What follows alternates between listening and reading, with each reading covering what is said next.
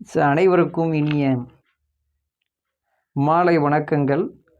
நம்ம இந்த வீடியோ பதிவில் பார்க்க இருக்கிறது பன்னாட்டு கூட்டுறவு அமைப்பு. சரிங்களா, அந்த சாப்டர்லேருந்து மிக முக்கியமான ஒரு 44 கேள்விகள் நம்ம இந்த வீடியோ பதிவில் பார்க்க போகிறோம். நீங்கள் நம்ம சேனலுக்கு புதியவராக இருந்தால் மறக்காமல் சேனலை சப்ஸ்கிரைப் பண்ணிடுங்க.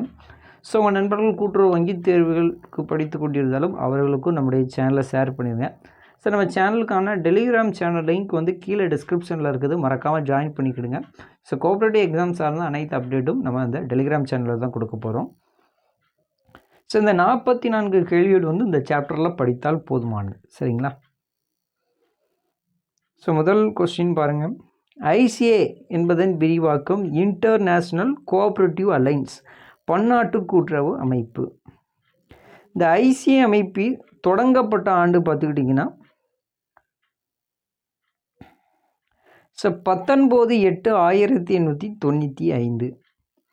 ஐசிஏ அமைப்பு எந்த நாட்டில் தொடங்கப்பட்டது அப்படின்னு சொன்னால் இங்கிலாந்தில் இருக்கக்கூடிய லண்டன் சொல்லக்கூடிய நகரத்தில் தொடங்கப்பட்டது. யாரால் தொடங்கப்பட்டது அப்படின்னு சொன்னால் கூட்டுறவு காங்கிரஸ்ன்னு சொல்லக்கூடிய அமைப்பால்.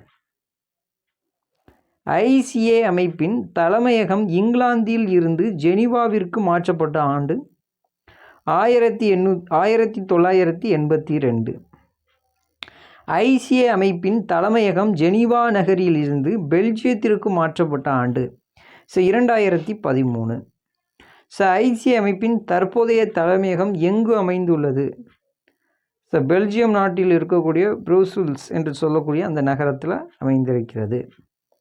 ஐசிஏ அமைப்பில் தற்பொழுது எத்தனை தேசிய கூட்டுறவு அமைப்புகள் உறுப்பினராக உள்ளனர்? 103 நாடுகளை சார்ந்த 299 தேசிய கூட்டுறவு நிறுவனங்கள் இதில் உறுப்பினராக தற்பொழுது இருக்கிறார்கள்.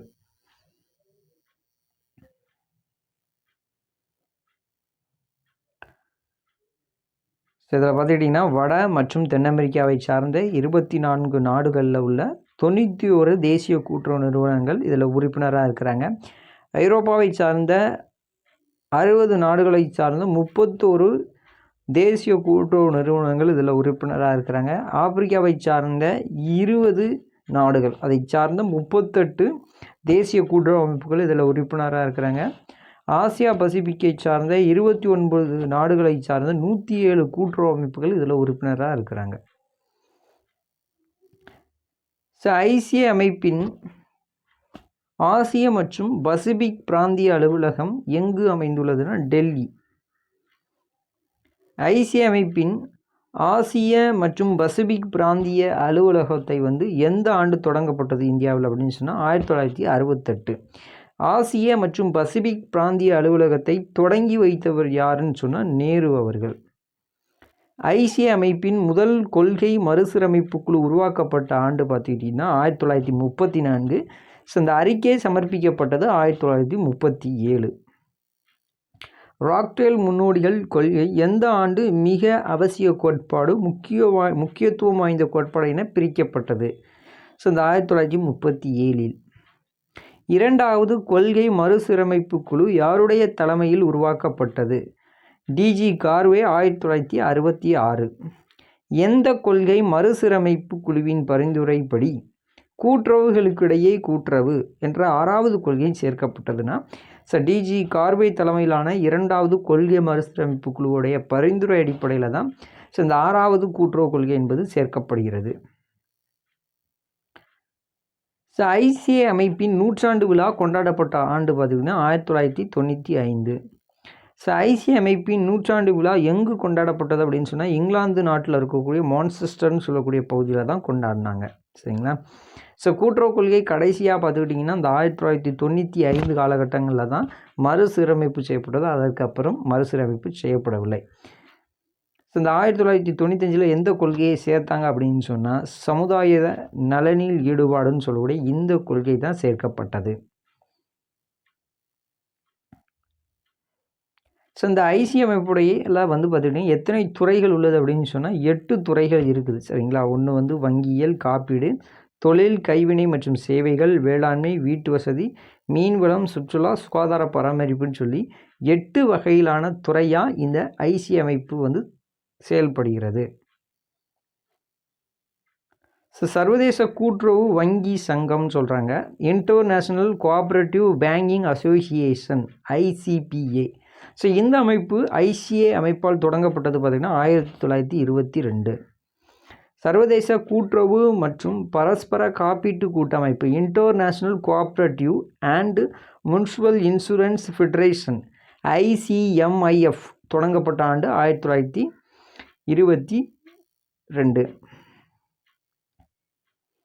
ஸோ அதுக்கப்புறம் தொழில்துறை மற்றும் சேவை கூட்டுறவு அமைப்பு international organisation of industrial and service cooperatives CICOPA.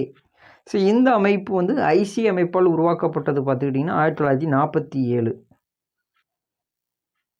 சர்வதேச கூட்டுறவு வேளாண்மை அமைப்பு international cooperative agriculture organisation ICAO உருவாக்கப்பட்ட ஆண்டு பார்த்திங்கன்னா 1951. சர்வதேச கூட்டுறவு வீட்டு வசதி சங்கம் தொடங்கப்பட்ட ஆண்டு 1952.